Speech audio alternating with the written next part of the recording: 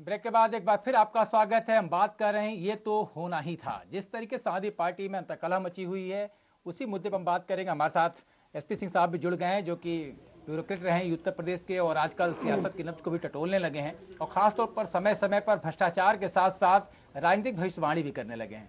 क्योंकि जब एक्सप्रेसवे का मुद्दा उठा, उसके भ्रष्टाचार का मुद्दा उठा, उसमें भी बढ़ चढ़कर सामने आए। जब लड़कों के एजुकेशन में करप्शन की बात आई उस समय भी सामने आए और नियुक्तियों के भी जब मामला उठा जिसमें भ्रष्टाचार व्याप्त था उस मुद्दे को भी लेकर सामने आए। इस मुद्दे पर भी इनसे समझने की कोशिश करेंगे कि अब जो सियासी रंग होगा, जो हमले का जो तेवर होगा वो किधर जाएगा, किस करवट ऊंट बैठने वाला है। तो शुरुआत पहले एसपी सिंह साहब आपसे ही कर लेते हैं क्योंकि बात आ रही चेहरा कौन। अब तो अखिलेश चेहरा बन गए समाजवादी पार्टी के।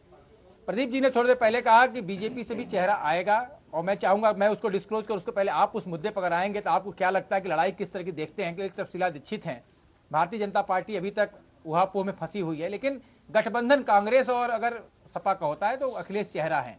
ऐसे में मुद्दा क्या होगा और चेहरे का कितना इम्पैक्ट होगा? देखिए, जो हुआ है सपा में, मैं इसको सपा के लिहाज से सुखद मानता हूं। जो भी कुछ आज अखिलेश तो अभी किसी के संरक्षण में काम कर रहा था, ये सबको चाहे कर रहे हैं अथवा नहीं कर रहे हैं, लेकिन बाहर यही मैसेज जाता था कि 3 4 5 मुख्यमंत्री हैं और अखिलेश को काम नहीं करने दिया जाता। तो एक समय ऐसा आना ही था कि अखिलेश को स्वयं काम करने का मौका मिले और जनता भी ये चाहती थी। जनता का मतलब मेरा है सपाई, जो उनके समर्थक हैं, वो भी ये चाहते थे, उनको भी ये आभास मिल रहा था कि क्यों ना अखिलेश को काम करने दिया जाए। चलो, अब तक तो अनुभवहीनता थी अखिलेश के पास, लेकिन अब तो 5 वर्ष का अनुभव हो जाएगा। उन्होंने लोगों को भी पहचान लिया, उन्हें प्रशासनिक अनुभव भी हो गया, अंडर ट्रेनिंग भी नहीं कहलाएंगे वो। तो आज की पोजीशन ये है कि आज की पोजीशन में अखिलेश ने, जैसे आप तमाम तरह के विश्लेषण इस्तेमाल कर रहे हैं कि सुल्तान बन गए, हाँ, अखिलेश को आज नहीं तो कल बनना था। ये नेताजी की उपस्थिति में ही बन गए और को परिस्थिति कोई भी बनी हो, लेकिन नेताजी की उपस्थिति में ही अखिलेश सामने आ गए और उनका एक तरह से राज्याभिषेक हो गया। अब ये वापस जाने वाला नहीं है, ये मान के चलिए। चाहे नया सम्मेलन बने या कोई भी चीज पोजीशन बने, वो बात की अलग है, लेकिन ये वापस जाने वाला नहीं है। आज अखिलेश सपा के एकमात्र नेता के रूप में सामने आए और अखिलेश को अगर अभी ये ना हो कि एक ही गोदी से उतरे दूसरी गोदी में बैठ जाए, क्योंकि अभी अखिलेश के साथ जो उनके पैरोकार हैं, जो उनका मार्गदर्शन कर रहे हैं, वो भी कोशिश ये करेंगे अखिलेश उन्हीं की छत्रछाया में रहे। लेकिन अखिलेश को सावधान होना पड़ेगा और अखिलेश को बाहर निकलना पड़ेगा। अनुभव है, अब देख लिया सब कुछ, ऊंचा नीचा भी देख लिया, लोगों को पहचान लिया, पार्टी के लोगों को पहचान लिया। अब अखिलेश को बाहर आना चाहिए।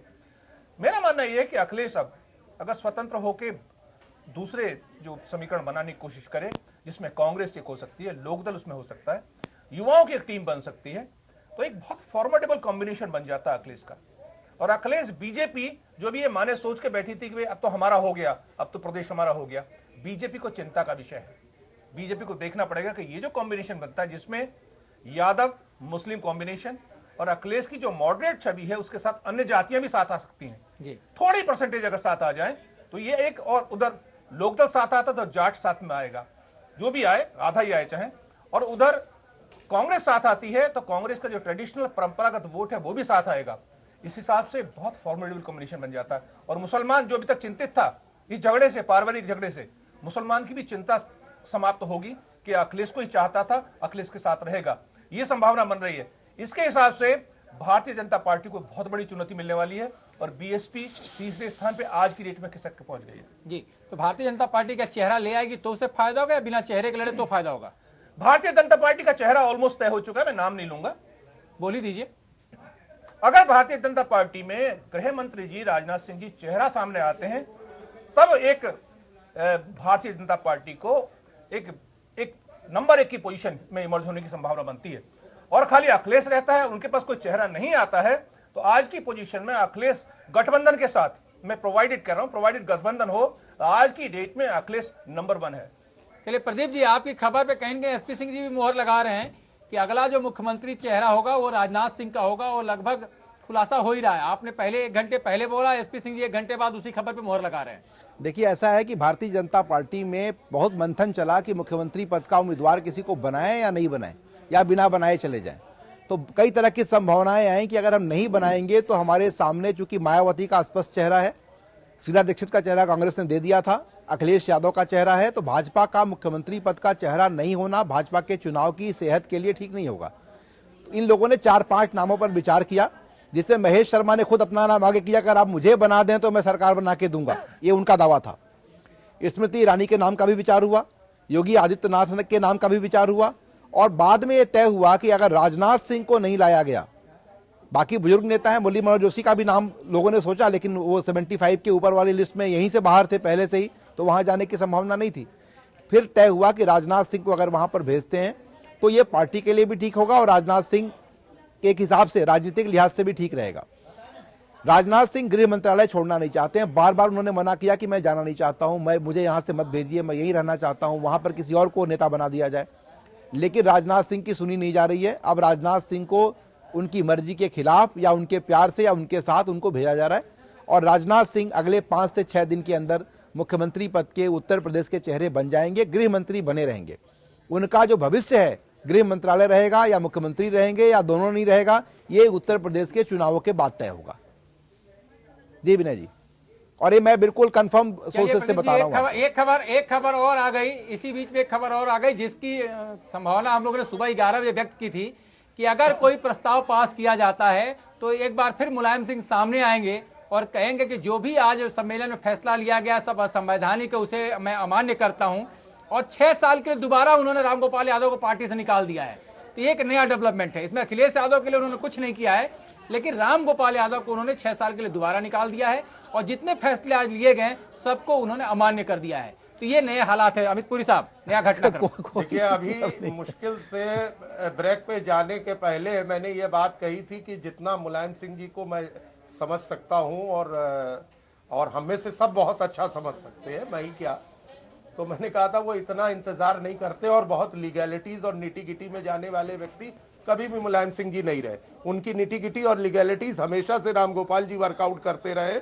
मुलायम सिंह जी कभी भी चीफ मिनिस्ट्रियल वर्किंग में भी निटी गिटीज पे कभी नहीं जाते थे, वो रामगोपाल जी ही देखा करते थे। तो उनको ये फैसला लेना था, और बहुत जल्द ही मुझे लगता है कि शाम के शिवपाल जी के डिनर तक कई और डिशेस भी आ जाएंगी सामने, और जायके बढ़ेंगे घटेंगे ये अलग बात है, लेकिन रेसिपी बहुत कुक हो रही है।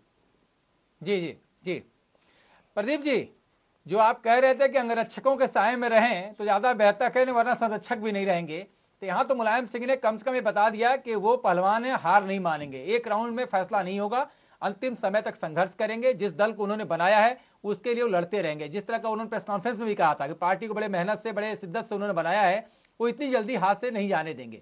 तो अब ये माना जाए कि टकराहट फिर बढ़ने वाली है, थमने वाली नहीं है, और मुलायम सिंह को कम से कम जो औपचारिक तौर पर संरक्षक बनाने की जिम्मेदारी निभाई आज अखिलेश यादव ने, उसको मानने को तैयार नहीं है, क्योंकि उनको लगता है उनको अपमान किया गया, उनको बेदखल करने की कोशिश की गई है।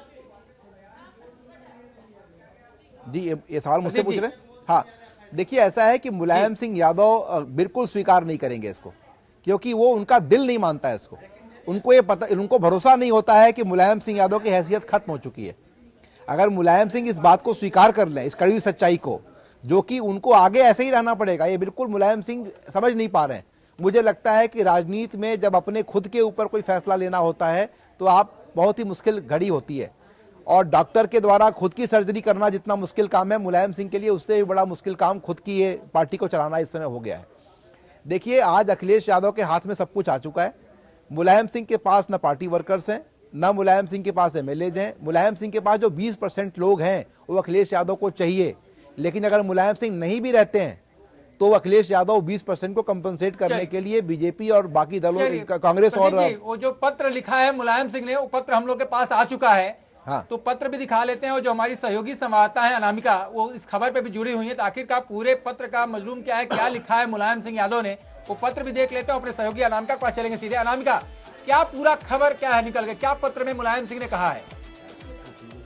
देखिए विनय जी, मुलायम सिंह यादव ने अपने जो लेटेस्ट उनका जो पत्र जारी हुआ है उसमें उन्होंने ये कहा है कि पहले की तरह ही वो अभी एक बार फिर से अपनी बात पर स्टैंड करते हैं कि आज जो आपातकालीन अधिवेशन बुलाया गया है वो असंवैधानिक है। इसमें जो भी कार्यकर्ता गए हैं उन पर अनुशासनहीनता के तहत कार्रवाई की जाएगी। साथ ही साथ इस लेटर में ये भी मेंशन किया गया है कि जो प्रत्याशी नेताजी की ओर से पहले निर्धारित किए गए हैं, जिनका ऐलान हो चुका है, प्रत्याशी सिर्फ वही माने होंगे, वही अनुमोदित होंगे। इसके अलावा लेटर में साफ साफ ये भी कहा गया है कि कार्यकर्ताओं को कोई भी गलतफहमी न हो, प्रदेश भर में फैले हुए कार्यकर्ताओं को कोई गलतफहमी न हो, इसलिए के नेताजी की ओर से 5 जनवरी को जनेश्वर मिश्रा पार्क में एक राष्ट्रीय अधिवेशन बुलाया गया है, उसको लेकर के कहा गया है कि कार्यकर्ता अपने क्षेत्रों से भारी संख्या में 5 तारीख को जनेश्वर मिश्रा पार्क में पहुंचे, क्योंकि जो असली अधिवेशन होगा समाजवादी पार्टी का राष्ट्रीय अध्यक्ष मुलायम सिंह यादव की ओर से, वो सिर्फ और सिर्फ वही होगा। तो यहाँ पे 3 बातें साफ कर दी गई है मीना जी। पहला तो ये कि जो आज जो अधिवेशन हुआ है वो असंवैधानिक अभी तक नेताजी की नजर में बना हुआ है। दूसरी बात ये कि प्रत्याशी वही अनुमोदित होंगे जो नेताजी की ओर से ऐलान किए गए थे पहले। तीसरी बात ये कि 5 जनवरी को नेताजी ने खुद जनेश्वर मिश्रा पार्क में राष्ट्रीय अधिवेशन बुलाया है, जहाँ पे सभी कार्यकर्ताओं को, सभी जितने भी पदस्थ लोग हैं पार्टी के भीतर के, मंत्री विधायक, सबको 5 जनवरी को इकट्ठा होने के निर्देश दिए गए हैं लेटर में। चलिए, और क्या लगता है आपको, जिस तरीके से कह सकते हैं कि लोहिया पार्क में बार बार चीजें बनती थी, बिगड़ती थी, अब जनेश्वर मिश्रा पार्क नया एग्जाम्पल बन चुका है। रह जयंती समारोह हुआ जनेश्वर मिश्रा पार्क में, आज जो घोषणा हुई भी जनेश्वर मिश्रा पार्क में, तो छोटे लोहिया को एक और सम्मेलन अभी देखना जिसको मुलायम सिंह करने वाले। गोविंद जी, जो नए हालात हैं उस पर क्या कहेंगे आप? देखिए, हमने पहले भी ये कहा था, ये माना था कि मुलायम सिंह यादव बहुत आसानी से हार नहीं मानेंगे। हालांकि जो परिस्थितियां हैं उसमें उनको स्वीकार कर लेना चाहिए इस चीज़ को अब बहुत आसानी से, लेकिन फिर से उन्होंने एक कोशिश की है, एक बार फिर से ये दिखाने की कोशिश की है कि नहीं, सब कुछ उनके हाथ में है, पार्टी के सर्वे सर्वा वही है, और पार्टी में जो कुछ अगर फैसले होंगे तो उनकी इच्छा से होंगे, उनके हिसाब से होंगे। अधिवेशन को उन्होंने पूरी तरह से अवैधानिक घोषित किया और उसके सारे नतीजों को भी उन्होंने खारिज किया। लेकिन इसमें उनकी कोशिश पार्टी को बचाने की जितनी भी हो। मैं 1 मिनट रोकना चाहूंगा, क्योंकि इस पत्र में जो तीसरा पैरा है बड़ा ही खास जोर देने वाला है कि कुछ लोग अपने कुकृत्यों को छुपाने के लिए सीबीआई से डर करके ऐसा काम कर रहे हैं। तो क्या इस कुकृत्यों से छुपाने के लिए सीबीआई के डर से काम कर, इस बात को अगर मुलायम सिंह लिख रहे हैं तो ये कुकृत्य क्या है? क्योंकि बिहार में जब महागठबंधन टूटा था तब भी ये आरोप लगा था, और आज मुलायम सिंह अपने पत्र में भी लिख रहे हैं, क्योंकि 4 बिंदुओं का एक पत्र है और सीधे तौर पर तीसरा जो बिंदु है उसमें उन्होंने इसका जिक्र किया है। प्रदीप जी, आप लीगलिटी में जाऊंगा फिर इस समय, क्योंकि यहाँ पर यादव सिंह की डायरी काफी इंपॉर्टेंट हो जाती है, वो पैसे की रिकवरी काफी इंपॉर्टेंट हो जाती है। इसमें अगर वो बात जिक्र में आ रही है तो क्या कहीं न कहीं अब घर के जो अंदर के राज थे वो खुलने वाले हैं? देखिए, ऐसा है कि जहां तक रामगोपाल यादव का सवाल है, रामगोपाल यादव के लिए डायरी महत्वपूर्ण नहीं है, उनके फाइनेंशियल ट्रांजैक्शंस महत्वपूर्ण है। ये ट्रांजैक्शंस हुए हैं, पैसे का लेन देन हुआ है, तो जो पैसे का लेन देन अगर स्थापित तौर पे हुआ है तो रामगोपाल यादव के खिलाफ कार्रवाई करना चाहे भारतीय जनता पार्टी तो कर सकती है। मगर जहां तक मैं अखिलेश यादव को जानता हूं, अगर उनके ध्यान में आएगा कि रामगोपाल यादव की वजह से दिक्कत है, उनको निकाल बाहर करेंगे। वो रामगोपाल यादव भी दल में नहीं रहेंगे, ये आप जान लीजिए। आज की जो परिस्थिति है, रामगोपाल यादव के खिलाफ अगर किसी कार्रवाई की वजह से कोई फैसला बदलना पड़े अखिलेश यादव को, अखिलेश यादव ये नहीं करेंगे। एक और खबर आप लोगों को दे दूं, अखिलेश यादव जो है मुलायम सिंह यादव को दल से बाहर कर सकते हैं अगर 5 तारीख की उन्होंने बैठक बुलाई तो, ये आप जान लीजिए। तो 5 तारीख को मुलायम सिंह का निष्कासन तय है, अगर मुलायम सिंह इस मामले पर रुकते नहीं है तो। ये खबर अभी अभी मुझे आपके लोगों ने ही दी है, और अगर ऐसी बात है, ये परिस्थितियां हैं, तो मुलायम सिंह को समझना चाहिए। और रामगोपाल यादव का जहां तक फ्यूचर है, रामगोपाल यादव अगर सीबीआई के चंगुल में फंसते हैं ये सबूतों के आधार पे, जो कि एक स्थापित तौर पे सबूत है, मैं नहीं कहूंगा कि रामगोपाल यादव निर्दोष हैं, हम किसी की पैरवी करने के लिए हम लोग नहीं बैठे हैं, लेकिन अगर रामगोपाल यादव फंसते हैं तो अखिलेश यादव उनसे पल्ला झाड़ लेंगे, उनको निकाल बाहर करेंगे दल के अंदर से, ये जान लीजिए। अखिलेश यादव को नई टीम बनानी है, नए तरीके से काम करना है। वो रामगोपाल यादव या कोई यादव हो, उनको लाइबिलिटी के तौर पर अपने कंधे पर रख के ढोएंगे नहीं। विनय जी, चलिए प्रदीप जी, आप कह रहे हैं कि अगर 5 तारीख को सम्मेलन बुलाते हैं तो उनको बाहर का रास्ता दिखाया जा सकता है, लेकिन चौथा बिंदु ये कहता है कि सीधे तौर पे संसदीय बोर्ड ने तय किया है कि 11 बजे ये सम्मेलन होगा जनेश्वर मिश्रा पार्क में। तो अपने आप में एक तय कर दिया मुलायम सिंह ने, सम्मेलन तो बुलाएंगे। अब ये तय है कि मुलायम सिंह निकालें अखिलेश के लोगों को, और अखिलेश आज के जो चुने हुए राष्ट्रीय अध्यक्ष हैं वो निकालें मुलायम सिंह यादव को। एसपी सिंह जी, यहाँ सीबीआई का जिक्र बार बार आ रहा है, और आपने भी यादव सिंह के मसले पे काफी कुछ बोला है, काफी कुछ रिसर्च किया है। आपको लगता है कहीं कहीं कमजोर नब्ज रही है? क्योंकि जब महागठबंधन टूटा था तब भी आपने कहा था कि ये कारण हो सकता है, सीबीआई का डर हो सकता है इसके पीछे। अखिलेश यादव को इस वक्त फुल कमांड में आना चाहिए। मैं प्रदीप राय जी की इस मत से सहमत हूं कि अखिलेश यादव को दिखाई दे रहा है, उसको रामगोपाल यादव को भी साइड में करना चाहिए। रामगोपाल यादव साहब और उनकी फैमिली सीबीआई के नेट में है, और वो जांच अभी चल रही है, वो पेंडिंग नहीं है। मुलायम सिंह जी और उनके परिवार के विरुद्ध जो जांच थी आय से अधिक संपत्ति की, वो तो एक तरह से ठंडे बस्ते में है, खुल कभी भी सकती है वो भी। लेकिन रामगोपाल यादव और उनके परिवार के विरुद्ध जो ट्रांजेक्शंस आए यादव सिंह के प्रकरण में, वो डॉक्यूमेंट्री प्रूफ है, उससे वो रामगोपाल यादव बच नहीं सकते हैं। रामगोपाल यादव साहब ने मुलायम सिंह पे यही प्रेशर डाला था कि आप मुझे इससे बाहर निकालो और हो सकता है वहां दाल ना गली हो, तो उन्होंने बाहर निकल के अखिलेश यादव को, वो कोशिश कर रहे हैं पैम्पर करने की, मार्गदर्शक बनने की, लेकिन मुझे लगता है कि हाई टाइम है अखिलेश यादव को इंडिपेंडेंट होकर अपनी नई टीम बनानी चाहिए।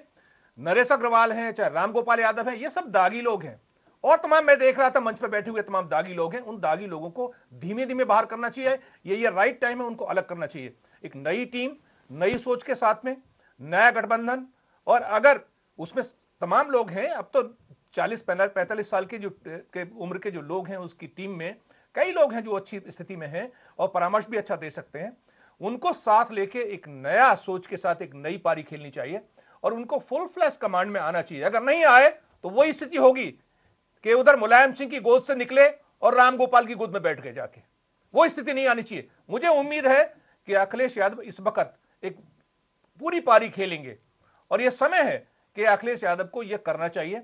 और सीबीआई का डर दोनों को है, इनको अकेले नहीं है, लेकिन रामगोपाल को एक सक्रिय डर है। इस वक्त जो पोजीशन बनी हुई है उसमें रामगोपाल, उनके परिवार के लोग जेल जाने की स्थिति में हैं, ये पोजीशन मान के चलें। और अखिलेश यादव को जहां ये पता चलेगा कि रामगोपाल सीबीआई के नेट में है और उनके खिलाफ जांच हो रही है, मैं प्रदीप राय जी की मत से बिल्कुल सहमत हूं, रामगोपाल को ठिकाने लगाने में अखिलेश को देर नहीं लगेगी। जी गोविंद जी, एक चीज मैं देख रहा हूं इस पत्र में जो कहा जा रहा है कि उसी के डर से भारतीय जनता पार्टी को लाभ पहुंचाने के लिए काम किया जा रहा है, और उन्होंने बड़ी बड़ी लड़ाई लड़ी है। जिस तरह से उन्होंने अयोध्या में जो कांड है उसका भी एक तरह से जिक्र कर रहे हैं कि अल्पसंख्यकों के लिए जो उन्होंने काम किया है, ये जो परिस्थिति है खासतौर से पत्र के माध्यम से, और जो बात अभी एसपी सिंह साहब ने कहा, चाहे वो नरेश अग्रवाल का मसला हो, चाहे अभी हालिया दिनों में हम लोगों ने पंडित सिंह को देखा, वो फोन पे जिस तरीके से चीजें रिकॉर्ड हुई और पब्लिक डोमेन में आई, चाहे राधेश्याम सिंह का मसला हो, ये सारे दागी तो अभी भी अखिलेश के साथ हैं। तो क्या इनके सहारे 2017 लड़ा जाएगा या फिर इनको छोड़ के आगे बढ़ेंगे? कहीं अगर छोड़कर आगे बढ़े और ये बागी खेमा बन करके दूसरे को, कोई जीतने में, जिताऊ और टिकाऊ दो अलग मसला है। साफ आदमी हो सकता है चुनाव हार जाए, क्योंकि उत्तर प्रदेश सियासत में देखा गया है कि उदल चुनाव हारते हैं, अजय राय चुनाव जीतते हैं। इसी देश में देखा गया कि टीएन शेषन की जमानत जब्त हो जाती है, खैरनार जैसे व्यक्ति की जमानत जब्त होती है। तो अगर ऐसी स्थिति में सेलेक्टेड अपराधियों पे कार्रवाई करेंगे, जो अपने साथ हैं उनको इलेक्टेड करके अपने पास रखेंगे, तो कहीं ना कहीं एक्शन का रिएक्शन होगा। गोविंद जी, निश्चित तौर पर विनय जी, सबसे बड़ा सवाल यही है समाजवादी पार्टी का, क्योंकि समाजवादी पार्टी में चाहे पुरानी पीढ़ी के लोग रहे हों, चाहे बीच की पीढ़ी के लोग रहे हों, चाहे आज जिनको युवा पीढ़ी कहा जा रहा है उसके लोग रहे हों, बहुत सारी जो बहुसंख्यक तबका है वो ऐसे लोगों का है जिनकी छवि दागी है। लखनऊ में कार्यकर्ताओं का जो कार्यक्रम होना था कल रात, लोगों को आशंका थी कि शहर में समाजवादी मौजूद हैं बड़ी संख्या में, तो कुछ न कुछ होगा। और आज शहर के 2-3 रेस्टोरेंट्स में तोड़फोड़ करने और गुंडागर्दी करने की खबरें अखबारों में छपी हैं समाजवादी कार्यकर्ताओं से, और ये वो कार्यकर्ता हैं जिनको युवा टीम कहा जा रहा है। मुलायम सिंह यादव जब समाजवादी पार्टी के घोषित अध्यक्ष थे, उस वक्त तो बार बार इसी बात का आरोप लगाते थे कि ये जो युवा पीढ़ी है ये गुंडागर्दी छोड़ दे, ये लोगों के बीच अच्छी तरह काम करे। आम लोगों में समाजवादी पार्टी की जो छवि है वो सबसे बड़ा सवाल इसी बात को लेकर होता है कि समाजवादी पार्टी के कार्यकर्ता वो गुंडों की तरह काम करते हैं। तो अगर यही समाजवादी पार्टी है तो इसमें से अखिलेश यादव एक नाम मुख्तार अंसारी का, एक नाम अतीक अहमद का ऐसे चुनकर ये तय नहीं कर सकते कि वो निर्विवाद हैं, वो निर्विवाद लोगों को लेकर राजनीति आगे करना चाहते हैं। समाजवादी पार्टी की सबसे बड़ी समस्या ये है कि इस पार्टी को जनता के बीच में गुंडों की पार्टी के तौर पर देखा जाता है। तो जब उन्हीं में से छांटना है, ठीक है, किसी के खिलाफ 10 एफआईआर होंगी, किसी के खिलाफ 5 एफआईआर होंगी, किसी के खिलाफ एफआईआर नहीं भी होंगी, लेकिन वो सारा तबका अगर ऐसे ही लोगों के बीच से है तो साफ सुथरी राजनीति कैसे अखिलेश यादव करेंगे और कैसे उनसे ये उम्मीद की जाए कि वो साफ सुथरी राजनीति लेके आगे जाएं। अमित पुरी साहब, जो बात यहाँ निकल कर सामने रही, कल रात में हम लोगों ने देखा, रात के लगभग 1-1:30 बजे तक बड़ी बड़ी गाड़ियों में बड़े झंडे लेकर के सड़कों पे गाड़ियां दौड़ रही थी, मोटरसाइकिलों से जुलूस निकाले जा रहे थे, और कई रेस्टोरेंटों में तोड़फोड़ की शिकायतें आई हैं कि जो सीधे तौर पर इस समय सबके सामने है। और 2 अहम बात है, जो गुंडागर्दी की परिभाषा है कि जो हमारे साथ है वो गुंडा नहीं है, जो तुम्हारे साथ है वो गुंडा है। क्योंकि जमीन कब्जे को लेकर के ये आवाज बार बार मुलायम सिंह यादव ने उठाई है कि जमीन कब्जा बंद होना चाहिए, गुंडागर्दी बंद होनी चाहिए। आप लोग जमीन कब्जे करते हैं, आप लोग गुंडाई करते हैं, तो आप जनता के बीच में आओ, जनता की सेवा करें। तो क्या ये चीज अभी भी अखिलेश के दामन पर लगने वाली है? क्योंकि पिछले 4.5 साल में समय समय पर खुद मुलायम सिंह यादव ने विपक्ष की भूमिका अदा की है। देखिए, मैं फिर आपको याद दिला दूं, इस समय कांग्रेस के मित्र नहीं है, नहीं तो वो इस पे प्रतिक्रिया करते। ये एक फैशन बन गया अगेन। सोनिया जी भी अपनी पार्टी की सरकार में यही करती थी, ये रोज चिट्ठी लिखी जाती थी, शॉर्टिंग ऑफ द लेटर, लेकिन शूटिंग द मैसेंजर भी होता था साथ साथ। हम याद करें, एक हिंदुस्तान में वाक्य है, बाढ़े पूत पिता के धर्मा, तो अखिलेश वही काम कर रहे हैं। मैंने तो इनिशियल स्टेज में कहा था ना कि गायत्री से परहेज नहीं है, शिवपाल को पिताजी के लेने से नहीं ले सकते, पंडित सिंह से परहेज नहीं है, ऐसे अनेकों नाम है। मैंने कहा था साल के पहले दिन मैं नाम गिराऊंगा, एक्रोमनी होगी। अरे मुलायम सिंह जी के राज में भी दैनिक जागरण अखबार पे हमला हुआ, हाईकोर्ट के ऊपर हमला हुआ, और कब्जा करने की घोषित नीति थी कि खाली पॉट हमारा और बाकी तुम्हारा। तो ये तो वहां का एस्टैब्लिश्ड पॉलिटिकल सिद्धांत रहा है, और उसी पॉलिटिकल लिगेसी को अब ये आगे बढ़ा रहे। इसमें कहीं कोई सैद्धांतिक पक्ष नहीं है, केवल एक पक्ष था कि कांग्रेस से अलायंस अखिलेश चाहते थे। उस पॉलिटिकल ब्रीफ पे रेस्ट ऑफ द पार्टी के बाकी के लोग एग्री नहीं थे। आप देखें नोटबंदी के फैसले के ऊपर नरेश अग्रवाल ने जो संसद में लाइन इको की, वो टोटल रोल बैक की, जबकि उस समय अखिलेश कहते थे ब्लैक मनी इकोनॉमी के लिए अच्छा है। मुलायम सिंह जी उस फैसले के लेकिन परंतु के साथ समर्थन करते थे।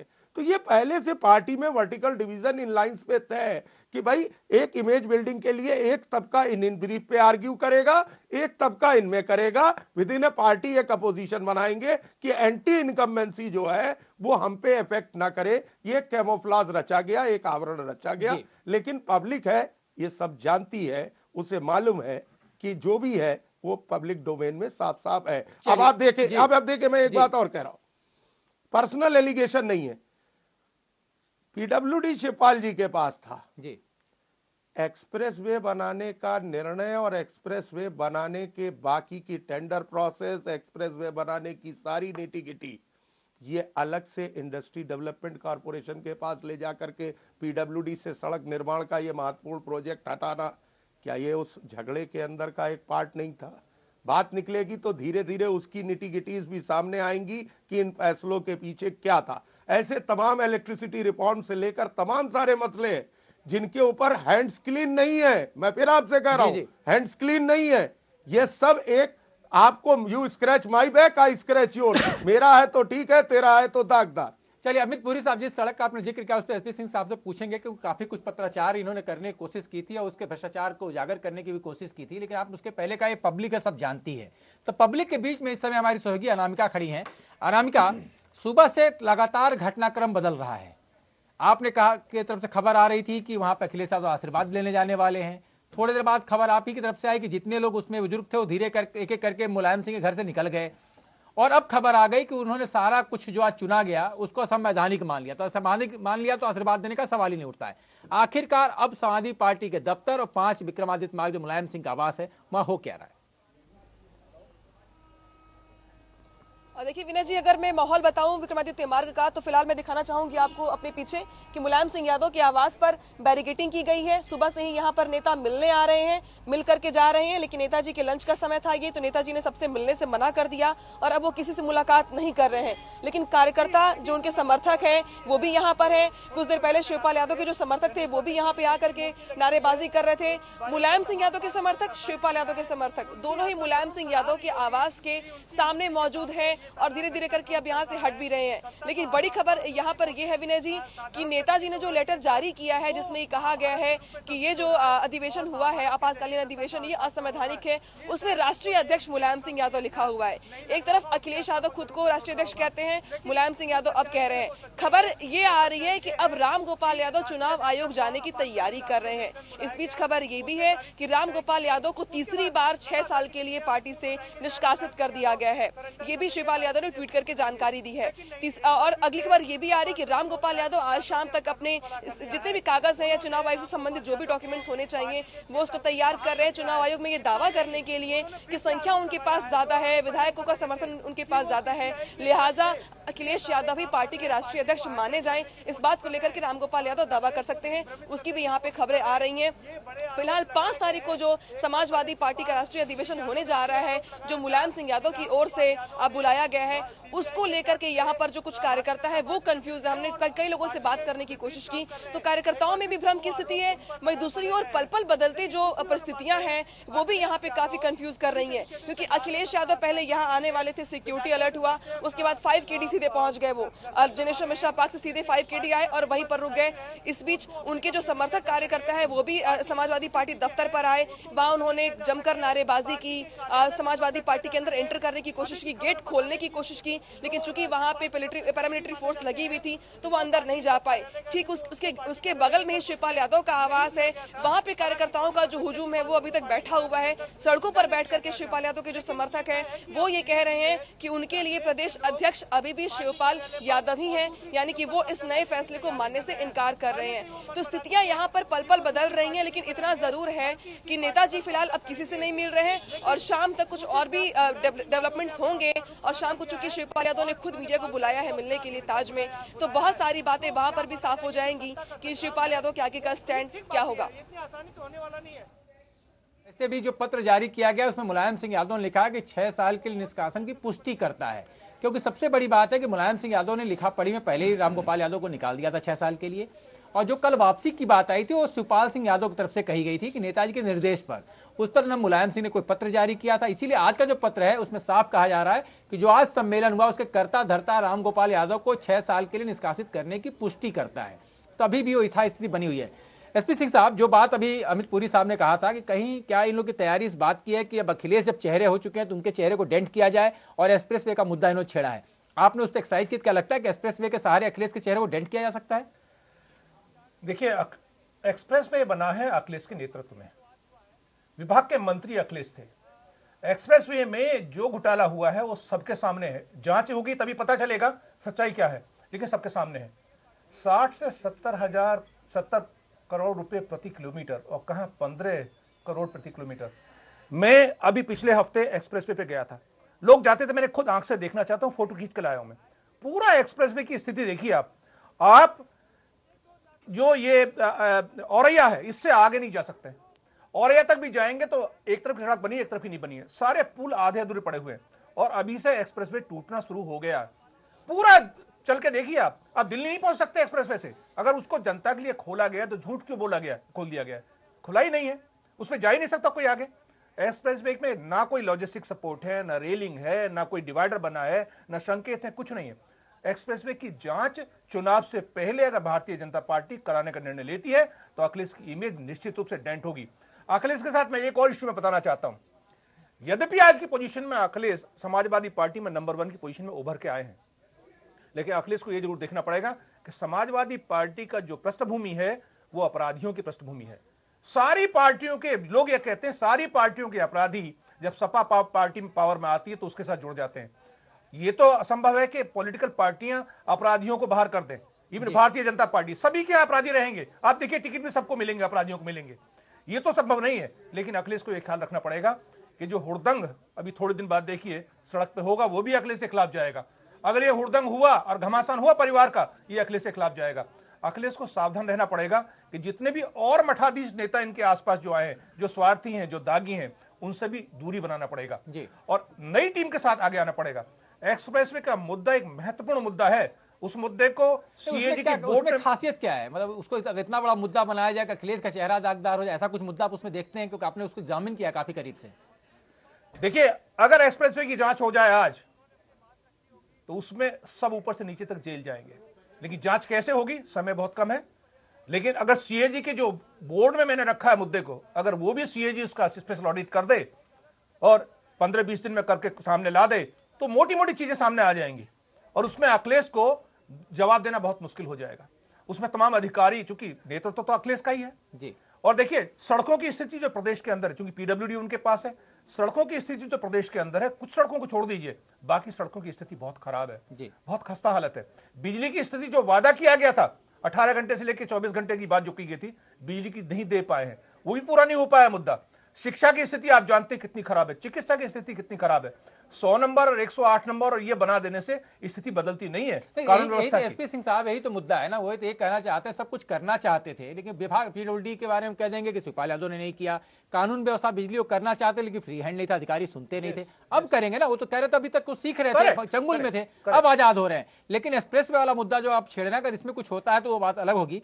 गोविंद जी, जो बात निकल कर आ रही समाजवादी पार्टी की अराजकता को लेकर के, इस बात का जिक्र प्रदीप जी ने भी कहा, लेकिन अगर देखें तो 15 मार्च 2012 जिस दिन शपथ ग्रहण समारोह था, शपथ ग्रहण समारोह का जो मंच तोड़ा गया वो यूथ टीम का कारनामा था। बाद में यूथ टीम समय समय पर सड़कों पे गुंडागर्दी या जमीन कब्जा करने के आरोप में घिरी। अब वो टीम सीधे तौर पर अखिलेश की टीम के नाम से जानी जाती है, उनका नारा भी है जय अखिलेश जय अखिलेश। तो वो कहीं ना कहीं उनके कारनामे अखिलेश को नुकसान पहुंचा सकते हैं। देखिए, ये इस तरह का सवाल है कि वो नुकसान पहुंचा सकते हैं, अखिलेश इस बात को जानते हैं, समझते हैं, लेकिन अखिलेश उनको छोड़ नहीं सकते, क्योंकि उनको छोड़ेंगे तो अखिलेश का जो आज जो अस्तित्व है, समाजवादी पार्टी का जो अस्तित्व है, वो भी डमाडोल हो जाएगा। मुलायम सिंह यादव के साथ जो अपराध की संस्कृति समाजवादी पार्टी में आई, उसमें जो पुराने पापी थे वो धीरे धीरे कम से कम उन्होंने अपने हाथ खींच लिए और वो अब बड़े सोफिस्टिकेटेड ढंग से अपराध और जो उगाही का जो तरीका है उसको अपनाते रहे। लेकिन ये जो युवा हैं, इनका उत्साह बहुत ज़्यादा है और इनको बहुत जल्दी, इनको 2-5 साल के अंदर बड़ी गाड़ी भी चाहिए, बड़े ठेकों में हिस्सेदारी भी चाहिए, बहुत सारा बैंक बैलेंस भी चाहिए।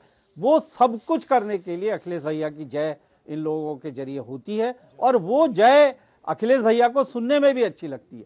तो सवाल ये है कि अगर वो इस जय को सुनने से इनकार करें तो पार्टी बहुत छोटी हो जाएगी, सिमट जाएगी। इस तरह की भीड़ जो उत्साह से लबरेज भीड़ है, जो कपड़े फाड़ने को तैयार होती है, दूसरे के भी फाड़ सकती है और अपने पर आग भी लगा सकती है, इस तरह की भीड़ उनके साथ नहीं दिखाई देगी। समाजवादी पार्टी में अखिलेश यादव ने एक राजनेता के तौर पर कहीं भी कुछ इस तरह का वैचारिक दर्शन नीचे तक नहीं पहुंचाया है कि एक समाजवादी पार्टी की ये नई वैचारिक संस्कृति है, इस नई वैचारिक संस्कृति पर समाजवादी पार्टी आगे चलकर काम आएगी। उनके जितने भी प्रचारक हैं, जितने भी समर्थक हैं, जब वो मीडिया के सामने आते हैं, जब वो कहीं सार्वजनिक मंच पर आते हैं, तो वो बस अखिलेश भैया ने, हमारे युवा मुख्यमंत्री ने इस तरह का कायाकल्प कर दिया है, उत्तर प्रदेश को बदल दिया है, उस बदलती हुई तस्वीर के साथ हम आगे जाएंगे, ये कहते हैं। तो मुझे लगता है कि अखिलेश के लिए ये एक बहुत इस तरह का चक्रव्यूह है कि वो जानते हैं कि वो चक्रव्यूह के अंदर हैं, लेकिन वो चक्रव्यूह से बाहर नहीं निकल सकते, क्योंकि यही चक्रव्यूह उनको सुरक्षा दे रहा है। जी प्रदीप जी, यहाँ पर अखिलेश यादव ने नारा दिया है काम बोलता है, और यहाँ पर एसपी सिंह साहब बोल रहे हैं कि अगर सड़क की जांच हो जाए तो कई लोग जेल चले जाएंगे नीचे से ऊपर तक। और जो यूथ टीम है जो जय अखिलेश के नारे लगा रही है, वो कहीं न कहीं अखिलेश की इमेज को हैम्पर कर सकती है। चुनावी मौसम में कोई आरोप लगे तो लोग कहा जाता है कि अपराध भी शिष्टाचार है और भ्रष्टाचार भी शिष्टाचार है, वो कहीं ना कहीं आरोप प्रत्यारोप में फंस जाता है। ये मुद्दा क्या बनने वाला, अगर अखिलेश के खिलाफ कोई चीज बनती है तो क्या बन सकती है विरोधियों के हाथ में? देखिए, ऐसा है कि अगर इस रोड के मामले में कोई बात निकल के आती भी है तो ये आप सीधे तौर पर मुख्यमंत्री को जिम्मेदार कैसे ठहराएंगे? मुख्यमंत्री ने कहा जल्दी रोड बनाइए, जो लोग जिम्मेदार हैं वो जेल जाएंगे, मुख्यमंत्री को उनसे पल्ला झाड़ना होगा। अगर मान लीजिए करप्शन हुआ है और करप्शन का कोई सबूत मिलता है तो वो लोग जेल जाएं, जिन लोगों ने गलत किया है, और उनको जेल भेजने में कोई शर्म नहीं होनी चाहिए। मैंने पहले ही यही कहा कि अगर रामगोपाल यादव फंसते हैं इस यादव सिंह के मामले में तो अखिलेश यादव को संकोच नहीं करना चाहिए। अखिलेश यादव को एक नई छवि लेकर के चलनी है। अब जैसे नारा बदल गया समाजवादी पार्टी का आज से, पहले नारा था जिसका जलवा कायम है उसका नाम मुलायम है, अब नारा लग रहा है कि अखिलेश का जलवा कायम है, बाहर गया मुलायम है। तो अब ये नारा हो गया। तो अब अगर मुलायम को यहाँ पे, मुलायम सिंह को 5 तारीख के बाद अगर मान लीजिए दल से निकाल दें तो अखिलेश यादव के लिए कोई भी आदमी ऐसा नहीं होगा जिसको निकालना चाहे तो निकाल नहीं सके। अगर रामगोपाल यादव से गड़बड़ हो रही है तो उनको निकाल देंगे, अगर उनको गड़बड़ी हो रही है किसी और अधिकारी की वजह से एक्सप्रेसवे को मामले को लेकर के तो उसको निकाल देंगे, बशर्ते अखिलेश यादव खुद सीधे तौर पे जिम्मेदार हों किसी करप्शन के मामले में। मुझे लगता नहीं कि अखिलेश यादव को अभी 2-2.5 महीने का समय है, 2-2.5 महीने के समय में कोई भी जांच नहीं हो सकती है, और सीएजी कम से कम 7 से 8 महीने लेती है किसी मामले में प्राइमरी रिपोर्ट फाइल करने के लिए भी। और भारत सरकार भी इसमें नहीं फंसेगी कि अभी आप 20 दिन के लिए वो क्यों इसमें पढ़ने जाएंगे कि आप एक रिपोर्ट लेकर के आओ और ये दो। अगर रोड तैयार नहीं है, ये आपने खबर दिखाई थी आप लोगों ने कि रोड अभी तैयार नहीं है, अखिलेश यादव ने खुद ही कहा कि अभी रोड तैयार नहीं है, हमारा 90% काम हो चुका है, लेकिन 10% के लिए हम वेट क्यों करें, हमने फीता काट दिया और लोग आना जाना कर सकते हैं। लेकिन अगर इन आवागमन के साधनों में, इन रोड के ऊपर, मेट्रो के ऊपर कोई करप्शन अगर हुआ है तो उस करप्शन के ऊपर जो भी दोषी हैं उनके खिलाफ अगर कार्रवाई होती है, पहली बात तो यह है कि कोर्ट तय करेगी कि इंक्वायरी होना है कि नहीं होना है, क्योंकि राज्य सरकार के मामलों में सबसे पहले जरूरी ये है कि सीबीआई तो कर नहीं सकती, एंटी करप्शन यूनिट करेगी या विजिलेंस करेगी, या आप स्टेट गवर्नमेंट रिकमेंड करे तो सीबीआई कर सकती है, लेकिन स्टेट गवर्नमेंट तो रिकमेंड करने से रही, कोर्ट इसको आदेश कर नहीं पाएगी अभी आज तत्काल में, या आप एक दिन में आदेश पारित कर दें कि ऐसे कर दीजिए। तो ले देख के जो मुझे दिखता है कि इस मामले के अंदर अगर अखिलेश यादव खुद भी ये आरोप लगाए जाएं, आप कंप्लेन दीजिए कि इसमें ये गड़बड़ियां हुई, अखिलेश यादव के साथ खुद ही जांच का आदेश कर दें और उनके जांच के आदेश पर दोषियों के खिलाफ कार्रवाई हो जाएगी। लेकिन ये देखने वाली बात है कि अब अखिलेश यादव का जलवा इस दल के अंदर सबसे ऊपर हो गया है, और जो नया नारा है पार्टी का, पुराना नारा था कि जिसका जलवा कायम है उसका नाम मुलायम है, अब नया नारा इन लोगों ने दे दिया है कि अखिलेश भैया का जलवा कायम है, बाहर गया मुलायम है। तो अब इस नारे के बाद इस दल के अंदर सब कुछ अखिलेश यादव है। वैसे भी एक शेर अभी किसी ने भेजा है, उसमें लिखा है कि जिंदगी में हुनर आजमाना चाहिए, जंग अगर अपनों से हो तो हार जाना चाहिए, लेकिन अगर अपनों से ही हारना है तो कौन हारने को तैयार होगा? मुलायम सिंह हारने को तैयार होंगे या अखिलेश यादव हारने को तैयार होंगे? अमितपुरी साहब, फाइनली बात। देखिए, दो बातें हैं। पहला तो उत्तर प्रदेश की कोई एजेंसी कहां से जांच करेगी, जरा हम आपको बता दें। एक बड़ा ऐतिहासिक तथ्य है, उत्तर प्रदेश के विजिलेंस कमिश्नर के पद पे कौन कार्यरत है? दीपक सिंघल साहब। श्री दीपक सिंघल, जिनके बारे में खुद मुख्यमंत्री ने उवाच किया कि मुलायम सिंह जी ने मुझे बताया कि ये बेईमान है, और मैंने कहा जाके पैर पकड़ ले तो चीफ सेक्रेटरी बन जाएगा। तो उत्तर प्रदेश में तो यहां कोई जांच होने से रही। वो सड़क कंप्लीट नहीं है कि ये अलग बात है कि नारा लगाते हैं पूरे हो गए वादे अब नए इरादे, अधूरे हैं वादे और बेताब हैं उद्घाटन को इरादे। तो इसलिए कहीं पर इसमें कोई सच्चाई नहीं है, और ये कोई करप्शन फ्री लड़ाई नहीं है। ये करप्शन का एक नया चेहरा है, रीपैकेजिंग है कि तेरा न सही मेरा सही। चलिए एसपी सिंह साहब, एक फाइनल रिमार्क चाहूंगा कि उत्तर प्रदेश हो या कहीं भी हो, जाति समीकरण बड़ा इंपॉर्टेंट हो जाता है। बिहार इसका सबसे बड़ा एग्जांपल है कि लोग कहते थे नीतीश बाबू बोले अच्छे हैं, नीतीश जी का काम बोलता है, लेकिन जब चुनाव हुआ तो रिजल्ट सीटों के अनुपात में लालू यादव ज्यादा आगे निकल कर आए। उत्तर प्रदेश में मुद्दा जाति का हावी हो जाएगा या कहीं विकास का ही मुद्दा रहेगा? देखिए, वोट पड़ेगी विधानसभा के लिए तो जाति महत्वपूर्ण है, और जाति में आप देखिए जितने भी लोग आज लखनऊ के अंदर प्रदर्शन कर रहे हैं, नारेबाजी कर रहे हैं, आप देखिए 6, 7, 8 जिलों के लोग हैं और एक ही जाति वर्ग के लोग हैं जी, वो इस सड़क पे नारेबाजी कर रहे हैं। देखिए, जो यादव है वो मुलायम सिंह के साथ था, वो यादव आज अखिलेश के साथ जा सकता है। मुसलमान जो मुलायम सिंह के साथ था वो अखिलेश यादव के साथ जा सकता है। बहुत बड़ा कॉम्बिनेशन बन जाता है। अगर उनका कांग्रेस के साथ और लोकदल के साथ समीकरण बनता है तो लोकदल का जाट और कांग्रेस का जो कुछ ब्राह्मण वोट, अन्य जातियां मिलके कितना ही शोर मचाइए, भ्रष्टाचार की शोर मचाइए, कोई नहीं चाहिए। हाँ, अखिलेश यादव को, जो कि जातिवादी अखिलेश भी है, ये छवि बनाई है लोगों ने, अखिलेश को जाति से बाहर निकलना होगा, अन्य जातियों को साथ लेकर समीकरण बनाना होगा, तो अखिलेश से एक बहुत बड़ा फॉर्मेडेबल कॉम्बिनेशन बन जाएगा। गोविंद जी, बात हो रही है कि यादव मुस्लिम कॉम्बिनेशन, लेकिन देखा गया है कि मुस्लिम कहीं अतीक को अपना नेता मानता, कहीं मुख्तार को अपना नेता मानता, कहीं रिजवान जहीर को मानता, कहीं दाऊद को मानता था। तो परिस्थितियां साम है। बिहार में अगर चले जाइए तो शहाबुद्दीन को मानता है। ऐसे स्थिति में अगर आप उन्हीं से किनारा करेंगे तो मुस्लिम कैसे एड्रेस होगा? और यादव जो खाटकोर यादव मतदाता है उसकी पहचान एटा, इटावा, मैनपुरी, कन्नौज में आप देख चुके हैं, चाहे आजमगढ़ का मामला हो, कि किस तरह का यादव हो, किस तरह के लोग इनके साथ जुड़कर आगे चले थे। अगर वही बाहर हो गए तो क्या होगा?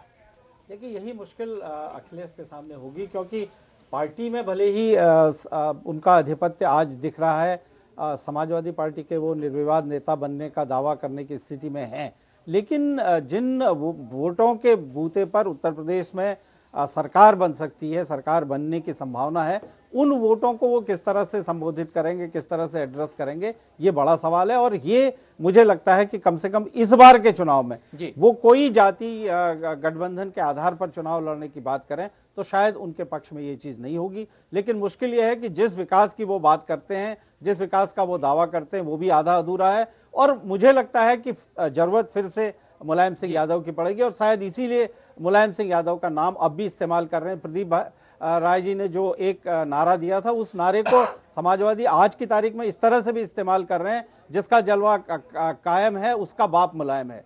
तो कहीं मुलायम की लीगेसी को जोड़ते हुए चलते चलते संक्षेप में कि जिसका जलवा कायम है उसका नाम, उसका बाप मुलायम है, और आपने एक नारा नया दिया। तो नारों की सियासत अभी देखते हैं, सोशल मीडिया पे एक से बढ़ के एक नारे आने लगेंगे।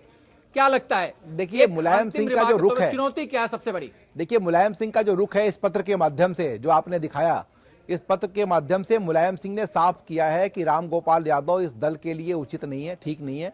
रामगोपाल यादव का निष्कासन किया है और अखिलेश यादव को नसीहत भी दी है और साथ साथ ये भी फैसला किया है कि जो ये सारा बैठक हुई आज की, ये बैठक गलत है। क्या अखिलेश यादव इसे स्वीकार करेंगे? ये बिल्कुल स्वीकार नहीं करेंगे। जब अखिलेश यादव इनको स्वीकार करने वाले नहीं है और 5 तारीख के मुलायम सिंह यादव की बुलाई गई बैठक का जब वो खुद विरोध कर रहे हैं, तो ऐसी परिस्थिति में मुलायम सिंह यादव का इस दल के अंदर रहना असंभव है। या तो अखिलेश यादव बाहर चले जाएं या मुलायम सिंह यादव बाहर चले जाएं। आज की परिस्थितियों में अखिलेश यादव का बाहर भेज पाना मुलायम सिंह के बस का नहीं है, इसलिए मुलायम सिंह को इस दल से बाहर जाना पड़ेगा। इसका राजनीतिक नुकसान जो होगा, नफा नुकसान, वो बात की बातें हैं, उसके ऊपर विचार विमर्श बात की बातें हैं, लेकिन फिलहाल अखिलेश यादव इस दल के सबसे बड़े नेता के तौर पर उभर करके आ चुके हैं। और बाकी जहां तक सवाल है कि अखिलेश यादव के पिता की वजह से जलवा है, तो बिल्कुल सही है। अखिलेश जब सीएम बने थे तो ये नारा बिल्कुल सही था गोविंद जी, क्योंकि इसी नारे के बदौलत तो जलवा उनका कायम हुआ था। नहीं तो अगर उनके पिता मुलायम नहीं होते तो उनका जलवा बनने का सवाल नहीं था। लेकिन आज उनका जो जलवा है वो इनको बाहर निकालने से बना है, मुलायम सिंह को अध्यक्ष पद से हटाने से बना है। अगर वो हटाए नहीं होते तो अखिलेश का जलवा आज ये नहीं होता। तो पहले साल का नारा ये बिल्कुल ठीक है, और आखिरी साल का, चुनावी साल का जो नारा जो अखिलेश यादव ने ये गढ़ा है, या जनता ने गढ़ा है, या उनके समर्थकों ने गढ़ा है, ये एक अलग नारा है। लेकिन इतनी बात पक्की है कि अखिलेश यादव को भ्रष्ट लोगों से बचना होगा, और जो भ्रष्ट लोग उनके साथ हैं, चाहे उनके अपने चाचा हों, उनके अपने भाई हों, या उनके कोई भी दाएं बाएं हों, उनको छोड़ना नहीं चाहिए। अगर वो ये काम कर पाए तो अखिलेश यादव बहुत लंबे समय तक नेता के तौर पर स्थापित रहेंगे, वरना उनका भी वही हाल होगा जो बाकी और लोगों का हुआ है और या होने वाला है।